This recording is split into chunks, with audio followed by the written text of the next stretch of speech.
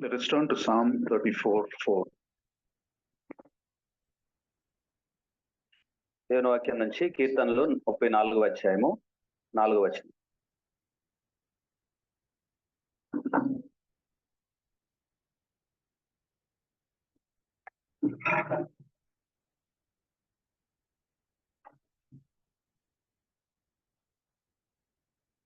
I sought the Lord and he answered me.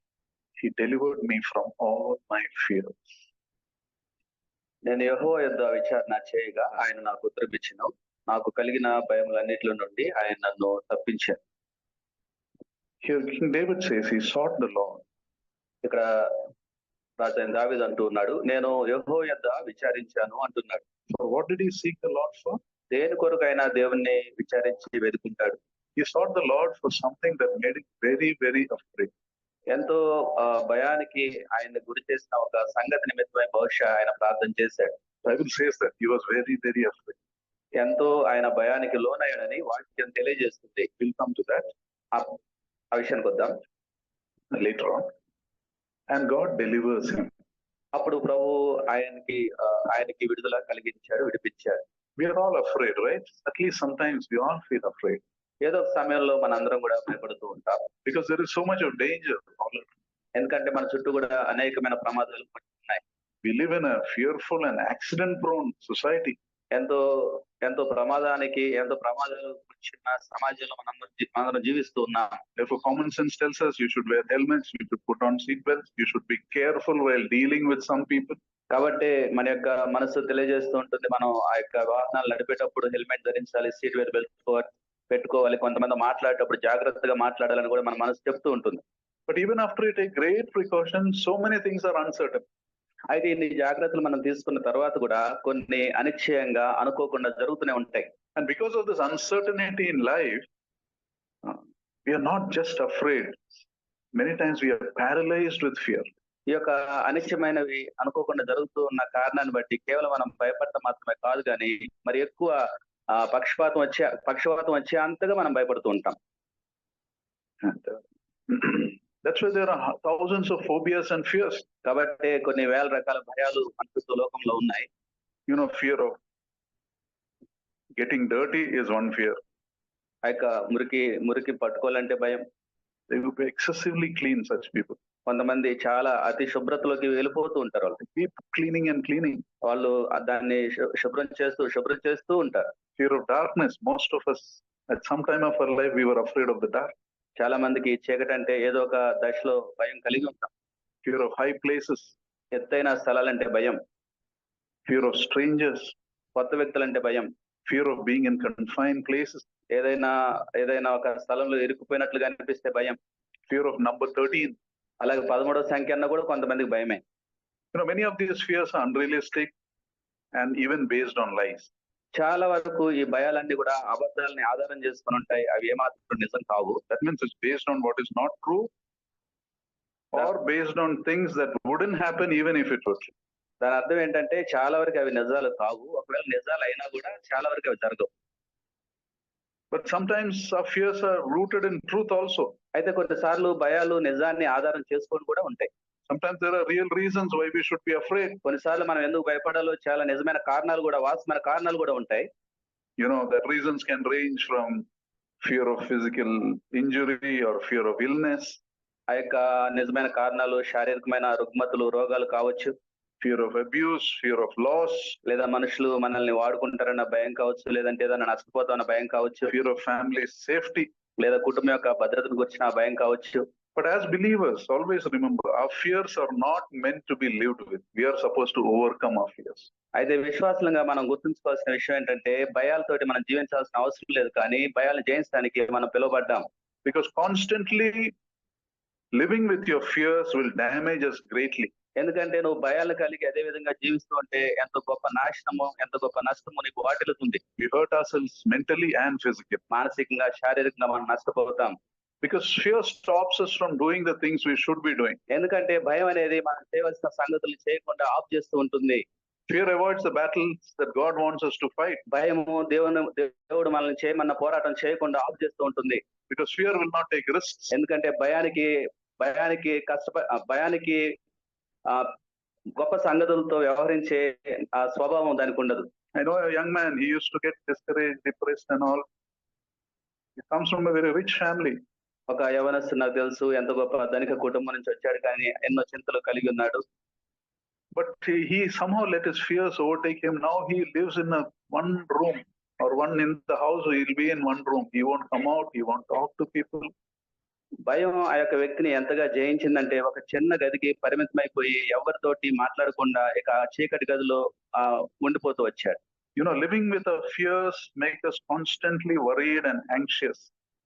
ఈ యొక్క భయంతో జీవిస్తున్నది మనల్ని చింతాక్రాంతులుగా చేసి ఒంటరిగా చేస్తుంది. It makes us suspicious. It makes us demoralized. అనుమానించేవారిగా చేస్తుంది. నైతిక విలువలను కూడా కోల్పోయే విధంగా భయం మనల్ని చేస్తుంది. They say fear kills more dreams than failures in life. Fear in life will kill more dreams than failures in life. జీవితంలో లక్ష్యాలని కలల్ని చెల్లాచెదురు చేసేది ఓటముల కంటే కూడా భయమే.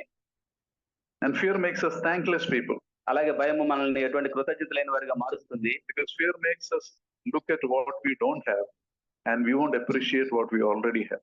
ఎందుకంటే భయము మనకి ఏదైతే లేదో వాటిని చూపిస్తుంది, కానీ మనం ఏదైతే కలిగి ఉన్నామో వాటిని మనకి చూపించదు. In other words, we realize the value of something after we have lost.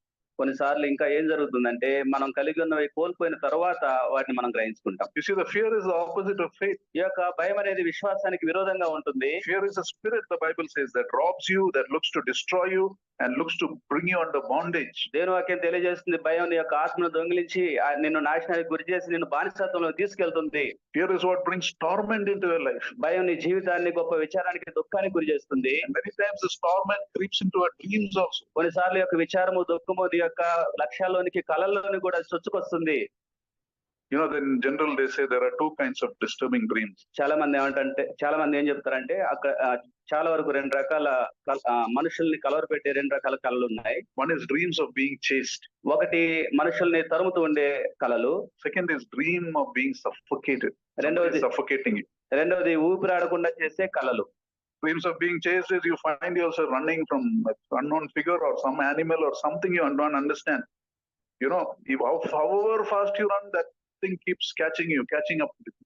ఈ యొక్క తరుముతూ ఉండే కళలు అని అంటే ఆ యొక్క కళలో నిన్ను ఒక వికృతమైన రూపము, నీకు కనిపించిన రూపం నిన్ను తరుముతూ ఉంటుంది. నువ్వు ఎంత పారిపోతూ ఉన్నా అది ఎప్పుడు నీకు సమీపంగానే వస్తూ ఉంటుంది. Another is a dream of being suffocated. You find yourself in situations you can't breathe. And somebody is sitting on you, you are not able to breathe, and suddenly you look, you're not able to move your hands, you're not able to shout. ఈ యొక్క ఊపిరాడకుండా చేసే మరొక కళ ఏంటంటే అది నీ యొక్క దేహం మీద కూర్చొని నిన్ను ఊపిరాడకుండా చేస్తూ ఉంటుంది. నువ్వు సరిగా ఎవరిని పిలవలేవు, మాట్లాడలేవు, ఎంత ఊపిరాడకుండా అయిపోతావు నువ్వు. Sometimes you're put in a closed room or a coffin and the air seems to become slow, thinner and thinner. కొన్నిసార్లు నిన్నేదో ఒక పెట్టెలోనూ ఒక గదిలోనూ బంధించినట్లుగా ఉంటుంది. ఏమాత్రం కూడా గాలి నీ దగ్గరకు రానట్లుగా, ఊపిరాడినట్లుగా నీకు కనిపిస్తూ ఉంటుంది. Sometimes it feels as if you're held underwater, unable to come up to the surface and someone is holding you back physically. అలాగే కొన్నిసార్లు నువ్వు నీటిలో మునిగిపోయినట్లుగా ఎవరో నిన్ను వెనక్కి లాగుతున్నట్లుగా పైకి ఏమాత్రం కూడా రాలేనట్లుగా కూడా అనిపిస్తూ ఉంటుంది. And they say many times these dreams are because of a danger we face in real life. చాలా మంది ఏమంటారంటే ఈ యొక్క కళ్ళన్నీ కూడా నిజ జీవితంలో మనం ఎదుర్కొనే ప్రమాదాల కారణంగా వస్తూ ఉంటాయని చెప్తూ ఉంటారు. It can be also a negative relationship you're having with someone. బహుశా నీ యొక్క జీవితంలో ఒక కాని సంబంధం ఎవరితోనైనా కలిగి ఉండటం వల్ల రావచ్చు. Somebody is making you afraid. లేదా ఎవరైనా నిన్ను భయపెట్టడం వల్ల రావచ్చు. Or it may be a psychological distress you're going through. లేదా మానసికమైన ఒత్తిడి గుండా నువ్వు వెళ్తూ ఉంటే రావచ్చు. Whatever it is, as believers we are not called to live with our fear. We are called to overcome our fear. అయితే విశ్వాసంగా భయంతో జీవించాలని మనం పిలువబడలేదు, కానీ భయాలను జయించడానికి మనం పిలువబడ్డాం. This verse simply says how to be delivered. He said, seek the Lord. అయితే ఈ యొక్క వాక్య భాగం మనకి ఎంతో మంచి జవాబును తెలియజేస్తుంది. దేవుని యొక్క మనం విచారించాలి. Now Psalm 34 explains how we can defeat our fear. మన యొక్క భయాల్ని ఎలా జయించాలో 34వ కీర్తన మనకు బోధిస్తుంది. As we seek the Lord, he answers and he delivers. నేను యెహోవా యొద్ద విచారణ చేయగా ఆయన నాకు ఉత్తరం ఇచ్చెను. And he delivers us, taking away all our fears. నాకు కలిగిన భయములు అన్నిటిలో నుంచి ఆయన నన్ను తప్పించెను. Now you go to Psalm 34 verse 10, it says, the lions may grow weak and hungry, but those who seek the Lord lack no good thing. 10వ వచనంలో చూస్తున్నాం, సింహ పిల్లలు ఏమి గలవి, ఆకలి గొనును గాని యెహోవాను ఆశ్రయించు వారికి ఏ మేలు కొదువై ఉండదు. So what does it mean seeking the Lord? దేవుని యొద్ద విచారించడము, దేవునికి మొరపెట్టడం అర్థం ఏమిటి? One of the important meanings is to know how much God loves you. ఒక ప్రాముఖ్యమైన అర్థం ఏంటంటే దేవుడు నిన్ను ఎంతగా ప్రేమిస్తున్నాడో నువ్వు ఎరిగి ఉండటం. You know, let us turn to a verse that explains this. 1 John 4:18. యోహాను రాసిన మొదటి పత్రిక 4వ అధ్యాయం 18. 4:18. 18 4:18. 4వ అధ్యాయం 18వ వచనం. There is no fear in love, but perfect love casts out fears, because fear involves torment, but he who fears has not been made perfect in love. ప్రేమలో భయం ఉండదు, అంతేకాదు పరిపూర్ణ ప్రేమ భయాన్ని వెళ్ళగొట్టును. భయము దండంతో కూడింది, భయపడివాడు ప్రేమ యందు పరిపూర్ణం చేయబడినవాడు కాడు. Now, there is no fear in love does not mean that the more you love God, the less you will fear. That's not the meaning. ప్రేమలో భయం ఉండదంటే అర్థం నువ్వు ఎక్కువ దేవుని ప్రేమిస్తే నువ్వు తక్కువ భయపడతావని కాదు దాని అర్థం. What it means is, the more you understand how much God loves you, the less you will be afraid. దాని అర్థం ఏంటంటే దేవుడు నిన్ను ఎంత ఎక్కువగా ప్రేమిస్తున్నాడు ఎరిగి ఉంటే నువ్వు అంత తక్కువగా భయపడతావు. You know, Romans 8 says, he who gave his only son, will he not give you all things? రోమా 8వ అధ్యాయం మనం చూస్తున్నాం. ఆయన తన ఏకైక కుమారుని మనకు అనుగ్రహించాడు, సమస్త మనకు అనుగ్రహించడా? You know, when you understand how much God loves you, you will not fear. ఎప్పుడైతే దేవుడు నిన్ను ఎంతగా ఎక్కువ ప్రేమిస్తున్నట్టు తెలుసుకుంటే నువ్వు ఏమాత్రం కూడా భయానికి లోను కావు. Will the son of the richest man in Hyderabad fear where he will stay in the night, or fear who will give him his next meal? ఈ యొక్క హైదరాబాద్ లో అత్యంత ధనవంతుని యొక్క కుమారుడు మరి భోజనం గురించి, నివసించాల్సిన స్థలం గురించి చింతిస్తూ ఉంటాడా? If he fears, then there is something wrong with him, or there is something wrong in his relationship with his father. ఒకవేళ ఆ విధంగా ఆ కుమారుడు భయపడుతూ ఉంటే తనలోనైనా ఏదైనా తప్పుండి ఉండాలి, లేదా తను తన తండ్రితో కలిగి ఉన్న సంబంధంలో ఏదైనా తప్పుండి ఉండాలి. Now, one important aspect here, there is no fear in love is not a guarantee we will not have fears. We will have fears in this world. కాబట్టి ప్రేమలో భయం ఉండదు అని అంటే మనం ఏమాత్రం కూడా భయాలు కలిగి ఉండమని కూడా కాదు, కానీ ఏదో ఒక భయం మనం కలిగి ఉంటాం. But this is a promise of God. అయితే ఇది దేవుని యొక్క వాగ్దానం అయి ఉంది. When we are afraid, when we seek the Lord, he will deliver us from all our fears. మనం ఎప్పుడైతే భయపడి ఆయన విచారిస్తామో ఆయన మన భయాలు అన్నిటిలోంచి విడిపించే దేవుడుగా ఉన్నాడు. Sometimes because of our fears, we go through extreme loneliness. కొన్నిసార్లు భయాలు గుండా వెళ్తున్నప్పుడు మనము అత్యంత ఒంటరితనం గుండా ప్రయాణిస్తూ ఉంటాం. And that loneliness, nothing can take away. ఆ ఒంటరితనాన్ని ఏది కూడా తీసివేయలేదు. Your marriage cannot take away that loneliness. నీ యొక్క వివాహ బాంధవు నీ ఒంటరితనాన్ని తీసివేయలేదు. Your good job or position cannot take away that నీ యొక్క loneliness. మంచి స్థాయి గాని మంచి ఉద్యోగం గాని నిన్ను ఆ ఒంటరితనం నుంచి విడిపించలేదు. Your wealth cannot take away that నీ loneliness. ఆస్తిపాస్తులు కూడా నీ ఒంటరితనాన్ని తీసివేయజాలవు. That loneliness can go away only when we come into God's love, or you realize God's love. అయితే దేవుని యొక్క ప్రేమలోనికి ఆ ప్రేమను అర్థం చేసుకున్నప్పుడు ఆ ఒంటరితనం నుంచి నువ్వు విడిపించబడతావు. Now, one important thing to understand here is fear by itself is not a sin. ఇక్కడ భయాన్ని కలిగి ఉండటం అంటే పాపం చేయడం అని కాదు దీని యొక్క అర్థం. Fear is a natural human emotion. భయం అనేది సహజమైన మానవపరమైన భావోద్రేకం. Fear many times protects us. భయం అనేక సార్లు మనల్ని కాపాడుతూ కూడా ఉంటుంది.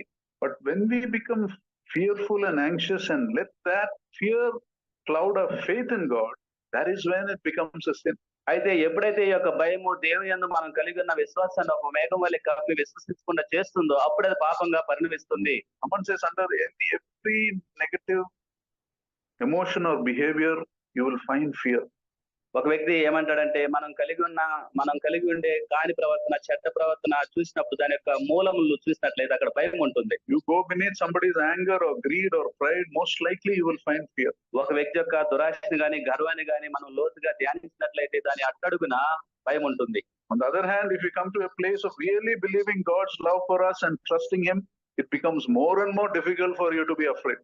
అయితే నిజముగా దేవుని యొక్క ప్రేమ ఎంతగా ఉన్నదో అర్థం చేసుకునే ఆ యొక్క పరిధిలోనికి నువ్వు వచ్చినప్పుడు చాలా తక్కువగా నువ్వు భయపడతావు. That's what Paul says in Romans 8:35. I am convinced that nothing can separate us from the love of the Lord Jesus Christ. కాబట్టి రోమాపత్రిక 8వ అధ్యాయంలో పౌలు అంటాడు, ఏది కూడా దేవుని యొక్క ప్రేమ నుంచి నన్ను ఎడబాప నేరదు అంటాడు. Trouble, persecution, nothing can separate. బాధ అయినా, హింస అయినా, శ్రమ అయినా ఏదైనా నన్ను దేవుని ప్రేమ నుంచి ఎడబాప నేరదు. Nothing else in all creation, he says. That means anything in this world. ఈ యొక్క సృష్టిలో లోకంలో ఉన్నది ఏదైనా నన్ను దేవుని ప్రేమ నుంచి ఎడబాప నేరదు. And if you truly believe this, nothing can make us afraid for long. ఈ యొక్క విషయాలు మనం నిజంగా నమ్మినట్లయితే ఏది కూడా మనల్ని ఎక్కువ కాలం భయపెట్టజాలదు. For example, do you remember the context where these verses in Psalm 34 is written? ఈ యొక్క 34వ అధ్యాయం రాయబడిన సందర్భం గురించి మీరు ఆలోచన చేస్తారా? The Bible says, God delivered him from the hands of Abimelech. అబీమెలెకు యొక్క హస్తాల నుంచి దావీదును రక్షించినప్పుడు దేవుని పట్ల ఆయన రాసిన వాక్యాలు అవి. Another name for Abimelech is Achish. అబీమెలెకు మరొక పేరు ఏంటంటే ఆకీషు. Let us go to that part. 1 Samuel 21, 10 to 14. మొదటి సమయాలు 21వ అధ్యాయం 10 నుంచి 14 వచనాలు. 1 Samuel 21, 10 to 14. మొదటి సమయాలు 21, 10, 14. That day David fled from Saul and went to Achish, king of Gath. But after the servants of Achish said to him, "Isn't this David the king of the land? Isn't he the one they sing about in their dances? Saul has slain his thousands and David his tens of thousands." Verse 12 says, David took these words to heart and was very much afraid of Achish, king of Gath. This is the context of Psalm 34. He was very afraid. దావీదు ఈ మాటలు తన మనసులో ఉంచుకొని బహుగా భయపడ్డాడు. బహుగా భయపడిన సందర్భం ఇది. So verse 13 says, what did he do? He pretended to be insane in their presence, and while he was in their hands, he acted like a madman, making marks on the doors of the gate and letting saliva run down his beard. కాబట్టి దావీదు ఏం చేస్తూ వచ్చాడంటే వారి ఎదుట తన చర్య మార్చుకొని వెర్రివాని వలె నటిస్తూ ద్వారపు తలుపుల మీద గీతలు గీయచ్చు ఉమ్మి తనకి అడ్డం మీదకి కారణిస్తూ ఉన్నాడు. You know, how did God deliver David here? ఇక్కడ దావీదుని దేవుడు ఎలా రక్షించాడు? He was to act like a madman before Achish, so that Achish will think David is not worth killing and let him go. ఆకీష్ ఎదుట ఒక వెర్రివాని వలె ప్రవర్తించి ఆ విధంగా ఆకీష్ ఇటువంటి పిచ్చివాడిని చంపాల్సిన అవసరం కూడా లేదు అని అనుకునేటట్లుగా దేవుడు దావీదు. Life wasn't a balance, you know. Achish had to think, this person is waste, not even worth killing him. ఎంతగా దావీదు తప్పించుకున్నాడంటే ఇక ఆకీష్ ఇటువంటి వాడిని చంపడం కూడా వృధా, వాడు ఆల్రెడీ చచ్చిన స్థితిలో ఉన్నాడు అన్నట్లుగా ఆ దేవుడు దావీదుకి తలంపించాడు. Amazingly, Achish lets him go. ఇక్కడ అద్భుతంగా ఆకీష్ దావీదుని విడిచిపెట్టాడు. See what he's telling his servants? ఇక్కడ ఆకీష్ ఏం చెప్తున్నాడు తన సేవకులతో? Look at the man, he's insane. Why bring him to me?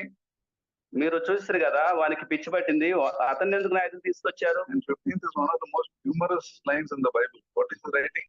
Am I so short of madmen that you bring this fellow before me to carry on like this? ఇటువంటి పిచ్చివాడిని నా సన్నిధిలోనికి తీసుకురాతగునా అని తన సేవకులతో అడిగాడు. Am I so short of madmen that he considers some of his own people around him to be bad people? తన చుట్టూ ఉన్న వారిని కూడా ఆ పిచ్చివారిగా ఎంచుతూ ఆ విధంగా ఇప్పటికే నా దగ్గర ఉన్న పిచ్చివారు సరిపోరా, మరొక పిచ్చివారిని తీసుకొచ్చారా అని అన్నాడు.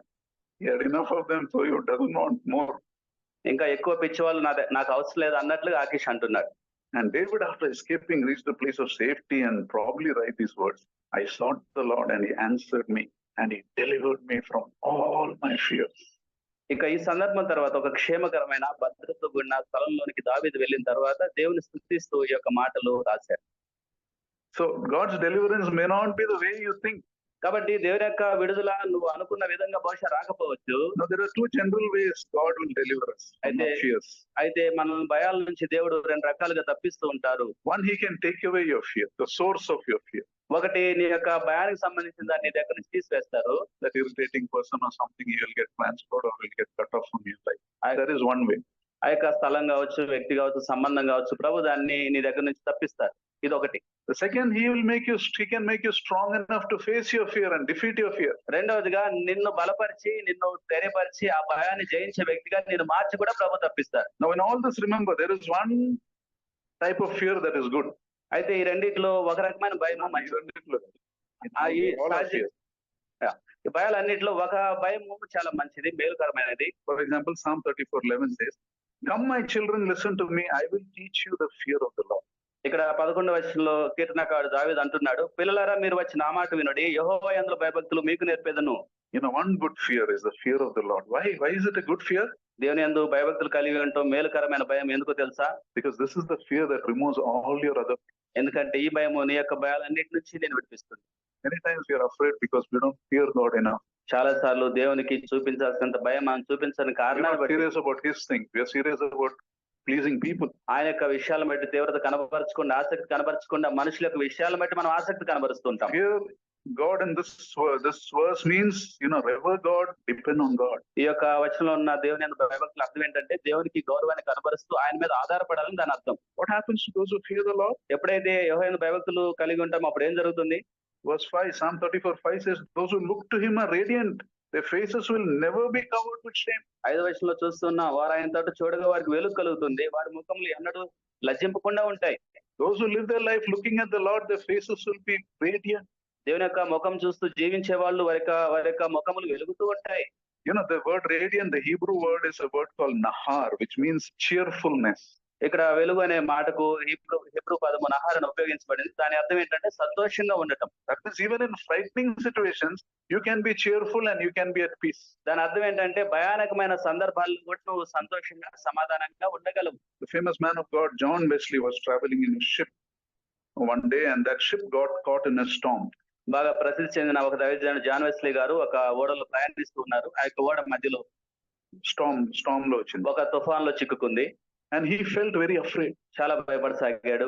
But then in the ship he saw a group of Christians, German Christians. They were called the Moravians. They were sitting together and singing and praying and showing no signs of fear. అయితే అదే ఓడలో John Wesley గారితో ప్రయాణం చేస్తున్న Germany దేశానికి చెందిన మొరేవియన్స్ అనే క్రైస్తవ ఒక గుంపు ఎంత సంతోషంగా దేవుని స్తుతిస్తూ ఉంది. And John Wesley realized that they had something that he did not have. అప్పుడు జాన్ వెస్లీ గారు గ్రహించుకున్నారు ఒక విషయం ఏంటంటే వాళ్ళు కలిగి ఉన్నది ఏదో ఆయన కలిగి లేడు అని గ్రహించుకున్నాడు. Though he was also a Christian. ఆయన క్రైస్తవుడు అయినప్పటికీ not only that, he was the preacher of God's word by that time. అంతేకాదు ఆ సమయానికి ఆయన దేవుని వాక్యం కూడా బోధిస్తూ ఉన్నాడు.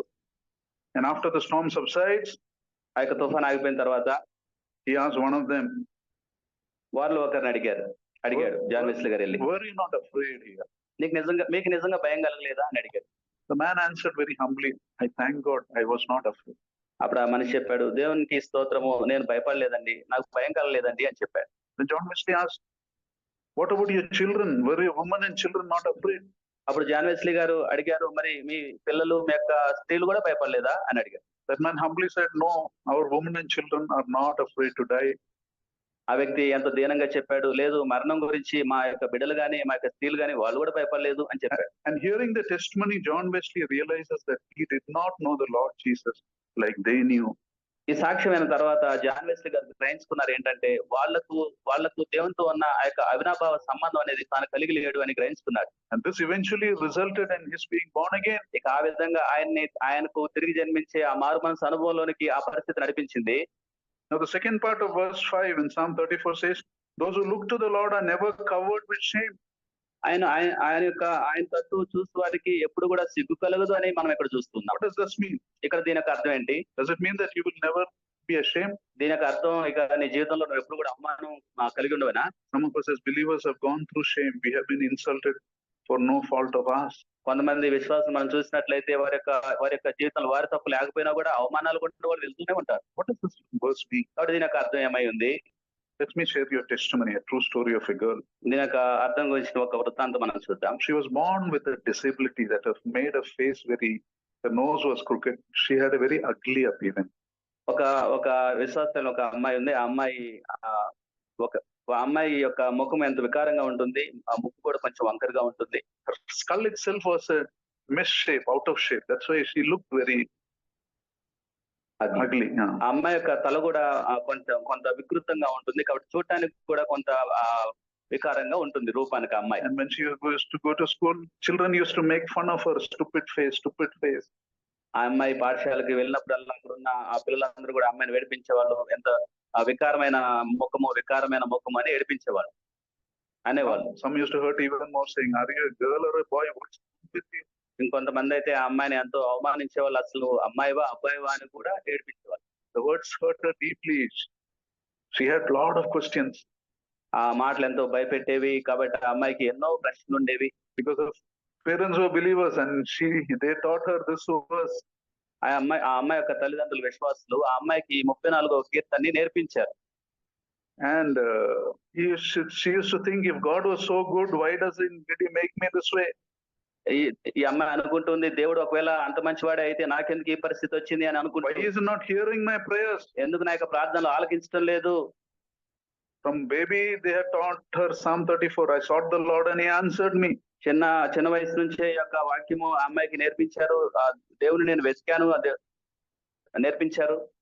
But the parents were wise. They said, don't stop looking at the Bible. No matter what happened, you go read God's word. You always read God's word. ఆ యొక్క తల్లిదండ్రులు అమ్మాయికి నేర్పించింది ఏంటంటే, నీ జీవితంలో ఎటువంటి పరిస్థితి కూడా నువ్వు వెళ్తున్నప్పటికీ దేవుని వాక్యం మాత్రం నువ్వు ధ్యానించకుండా ఆఫ్ చేయొద్దు, ఎప్పుడు నువ్వు దేవుని వాక్యం ధ్యానిస్తూ ఉండు అని చెప్పారు. And she said, God's word gave me the perseverance to prepare, and slowly I changed. My attitude changed. ఆ అమ్మాయి ఏమందంటే, దేవుని వాక్యం నేను ధ్యానిస్తూ ఉండగా క్రమక్రమంగా నా యొక్క ప్రవర్తన, నా యొక్క ఆలోచన విధానము మారసాగింది. I realized that God was changing me to His likeness, to the likeness of His Son. తన కుమారుని యొక్క స్వారూప్యంలోనికి ప్రభువారు నన్ను మారుస్తున్నారని అర్థం చేసుకున్నాను. And then when some people, not all people, some people saw my changed behavior, some people began liking me. అప్పుడు నా చుట్టూ ఉన్న వారిలో కొంతమంది నా యొక్క ప్రవర్తనని వాళ్ళు పరిశీలించసాగారు, గమనించసాగారు, నన్ను ఇష్టపడటం మొదలు పెట్టారు. And one day one person told me I was beautiful. ఒక రోజున ఒక వ్యక్తి చెప్పాడు, నువ్వెంతో చాలా అందంగా ఉన్నావని చెప్పాడు. And she says, I knew he didn't mind my face, but he was seeing the Lord Jesus in me. అయితే ఆ వ్యక్తి శరీరం గురించి చెప్పలేదు కానీ అంతరంగ స్వభావం గురించి ఆ మాట చెప్పాడు. And she says, in a way, I did not expect God was answering my prayers for healing. నేను ఊహించని విధంగా నా యొక్క స్వస్థతను గురించి దేవుడు జవాబు ఇవ్వడం ప్రారంభించాడు. He was giving something more than what just a pretty face would give. ఈ యొక్క వికారమైన ముఖము ఇవ్వజాలని అత్యంత విలువైనది ప్రభు నాకు ఇచ్చారని చెప్పి. He was transforming my heart and filling me with a joy that radiated on my face. నా యొక్క అంతరంగాన్ని మారుస్తూ నన్ను వెలుగుతో నింపుతూ అది నా ముఖం మీద ఆ వెలుగు కనిపించే విధంగా దేవుడు నన్ను మార్చాడు. He delivered me from all my fears. నా భయములన్నిటి నుంచి ఆయన నన్ను విడిపించాడు. It doesn't say the Lord delivered you from your problem. నీ సమస్యల నుంచి దేవుడు నేను విడిపించాడని వాక్యం చెప్పడం లేదు. It says He delivered me from my fear of problem. నా యొక్క భయాలతో కూడిన సమస్యల నుంచి ప్రభు నన్ను విడిపించాడని చెప్తున్నాడు. Those who look to Him are radiant. Their faces will never be ashamed. ఆయన తట్టు చూడగా వారికి వెలుగు కలుగుతుంది, వారి ముఖములు ఎన్నడూ కూడా లజ్జింపవు. When I was praying for a pretty face, I was disappointed. నేను నా యొక్క వికృతమైన ముఖం గురించి ప్రార్థన చేసినప్పుడు అనేక సార్లు నిరాశ చెందాను. But today I have received more than I hoped for. అయితే ఈ రోజున I got more than I hoped. ఈ రోజు నేను ఊహించిన దానికంటే మరి ఎక్కువది పొందుకున్నాను. As I grow more in the likeness of the Lord, I see my shame disappearing. నేను ప్రభువైన యేసుక్రీస్తు నందు ఎదుగుతూ ఉండగా నాకు సంబంధించిన అవమానం అంతా కూడా దొరికిపోయింది. Now my face will always be different. People look at me and wonder why I am like this. నేను అంత సంతోషంగా ఉండటాన్ని బట్టి చూసిన వాళ్ళందరూ కూడా ఎంతో ఆశ్చర్యానికి గురవుతున్నారు. But I know I belong to the Lord Jesus. అయితే నేను నా ప్రభు చెందిన దాన్ని నాకు తెలుసు. And I am in His presence, reflecting on His beauty and glory. ఆయన యొక్క సన్నిధిలో ఉంటూ ఆయన యొక్క మహిమను, ఆయన యొక్క వెలుగును నేను నా ముఖం మీద కనబరుస్తున్నానని నేను ఎరిగింది. He answers with this line. He says, this radiance is there for all who seek the Lord, even a girl with a different face. ఈ యొక్క వెలుగు ఆయన తట్టు చూసి వారందరికీ కలుగుతుంది ఈ వెలుగు. అలాగే ఆ యొక్క వికారమైన ముఖం కలిగిన ఆ అమ్మాయి కూడా వెలుగు కలిగింది. You see, God's deliverance may not always be the way you think. కాబట్టి నువ్వు ఊహించిన విధంగా అన్నిసార్లు దేవుడు నిన్ను విడిపించకపోవచ్చు. But remember the words 2 Timothy 1:7-8 says. అయితే 2వ తిమోతి పత్రిక 1వ అధ్యాయం 7-8 చూస్తాం. For God has not given us the spirit of fear. తిరిగితనం కలిగిన ఆత్మను దేవుడు మనకి ఇవ్వలేదు. You want freedom from fear? Realize fear is a spirit that robs you, destroys you. It brings torment in your life. భయం అనేది ఒక ఆత్మకు సంబంధించిన విషయము. అది నీ యొక్క ఆత్మీయ విషయాలను దొంగిలిస్తుంది, నిన్ను నష్టపరుస్తుంది, నిన్ను భయపెడుతుంది. And torment is from the devil. ఆ యొక్క సాతాను కలిగించే దుఃఖంలో నష్టంలో నడిపిస్తుంది. And when we realize the perfect love of the Father, we can be delivered from all our fears. అయితే తండ్రి యొక్క సంపూర్ణమైన ప్రేమను మనం గ్రహించుకున్నప్పుడు ఆ భయాలన్నిటిలోంచి మనం విడిపించబడతాం.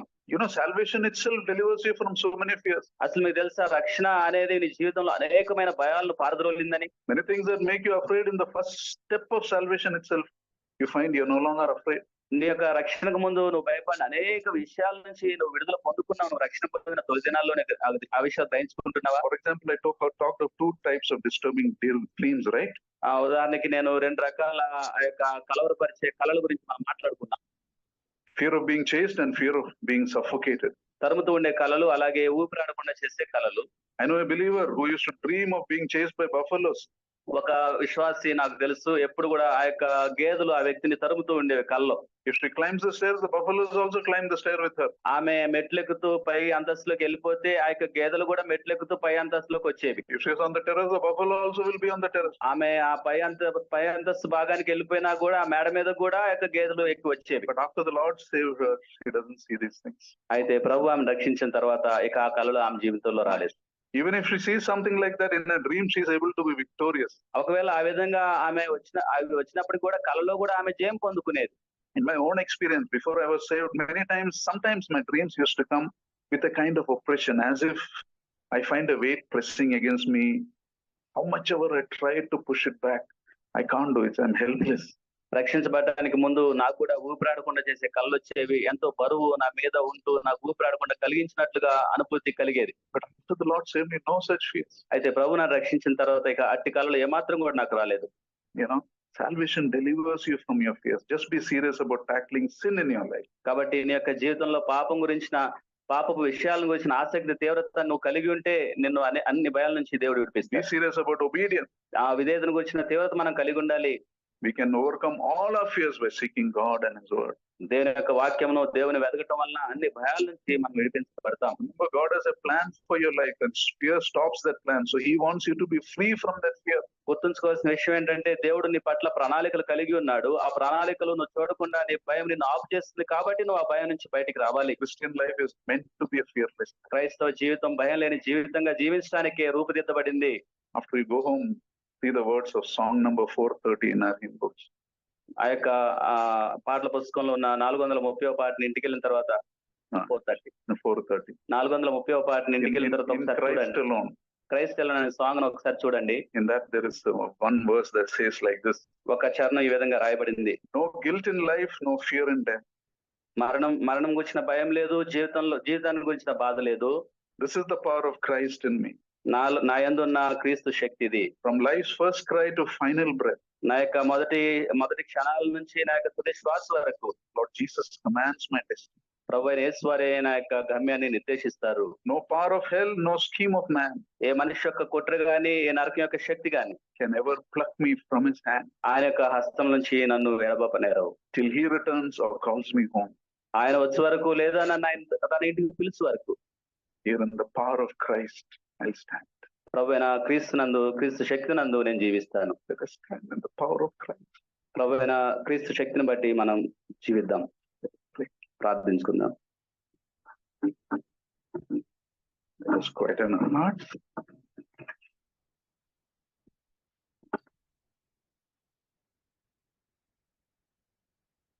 Father, we thank you for your work. Thank you that you are our deliverer. Our problem is many times we seek other people's deliverance. We go to people, or we depend on our own intelligence or resources or abilities. And we lose and make ourselves even more miserable. Lead us to trust in you. Lead us to walk in your ways. Lead us to seek you. Lead us to fear you. Lead us to understand your love to us. He who gave his only begotten Son, he who did not spare his Son but gave himself for us all, will he not give us all things? The answer is obvious, Lord. We fear because we allow Satan to rule our mind. Deliver us, Master, each one of us from this fear. And may we live that life of faith, life of obedience, a life where we hate sin. We thank you, we praise you, Master. In Lord Jesus' most precious name we pray. Amen. Thank also for the power that lasted till now. Thank you, Lord, for that generator that lasted till now. Thank you, Lord. In Lord Jesus' most precious name we pray.